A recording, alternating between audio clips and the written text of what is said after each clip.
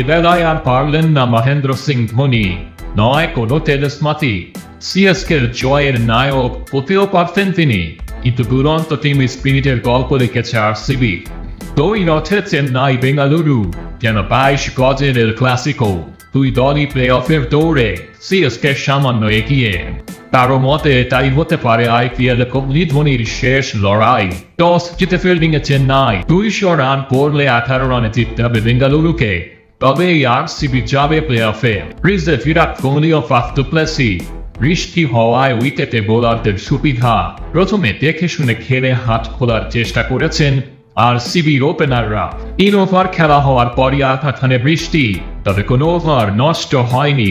বৃষ্টি থামার পর আবারও শুরু হয় খেলা। উইকেটের ফায়দা তুলে নেন স্পিনাররা। বল ব্যাটে থমকে এসেছে, কোহলি ডু প্লেসির সমস্যা হয়েছে। পাওয়ার প্লের 6 ওভারে মাত্র 42 রান আরসিবির বোর্ডে, তবে পরিস্থিতির সাথে মানিয়ে নেন কোহলি। 4টা ছক্কা হাঁকান তিনি। 29 বলে 47 রান করেন বিরাট। তিনি আউট হতে চেন্নাইয়ের 39 বলে 54 রান ডু প্লেসির ব্যাটে, রান আউটে কাটা পড়েছে।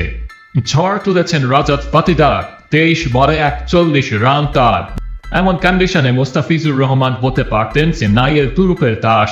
ফিজ দলের সাথে নাই, টিম ম্যানেজমেন্টের হয়তো দীর্ঘশ্বাস। 38 রান ক্যামেরন গ্রিনের ব্যাটে, 218 বেঙ্গালুরুর বোর্ডে। চেন্নাই সুপার কিংসকে অন্তত পক্ষে 200 রানের বেশি বোর্ডে তুলতেই হবে প্লে অফে জায়গা পাতা করতে বলে। জবাব দিতে নেমে গ্লেন ম্যাক্সওয়েলের প্রথম বলে আউট চেন্নাইয়ের কাপ্তান। 2 or টাই ম্যাচে ও 0 রান। ড্যারিল মিচেলের উইকেট শিকার করেন ইয়াশ দয়াল। শুরুতেই কেটে গেছে চেন্নাইয়ের ব্যাটিংয়ের তাল। সিএসকের ভরসা তারপর রাচিন রবীন্দ্র আর আজিঙ্ক্য রাহানে। পাওয়ার প্লেতে 58 রান চেন্নাইয়ের বোর্ডে। লাকি ফার্গুসনের বলে আউট হয়ে ফিরলেন রাহানে। 85 রানে চেন্নাই তৃতীয় উইকেট হারিয়েছে।